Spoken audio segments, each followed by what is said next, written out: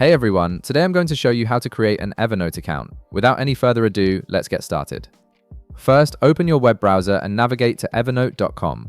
Once the homepage loads, direct your attention to the upper right corner of the screen where you'll see a button that says Start for free. Go ahead and click on it to begin the account creation process. Next, Evernote will ask you to specify how you plan to use the platform. You'll see options like Just for me or With my team or business. Take a moment to select the option that best fits your needs. This helps Evernote tailor the experience and features to match your intended use case, whether you're managing personal notes or collaborating with colleagues. Now you'll arrive at the account creation screen where Evernote gives you 3 convenient methods to sign up. You can enter your email address directly, continue with Google, or continue with Apple. Each method works perfectly fine, so choose whichever one you're most comfortable with. For this tutorial, I'll demonstrate using the Continue with Google option, but feel free to select your preferred method from the list. After clicking Continue with Google, a pop-up window will appear showing all the Google accounts currently logged into your browser.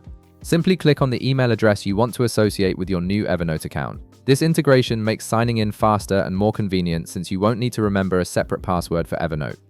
Once you've selected your Google account, click the Continue button to proceed.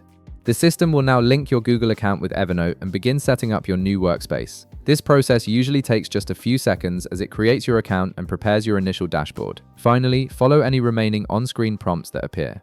These might include setting up your workspace preferences, choosing a plan tier, or completing your profile information. Just work through these steps as they appear, and you'll be all set with your brand new Evernote account ready to start organizing your notes and ideas. And that's it.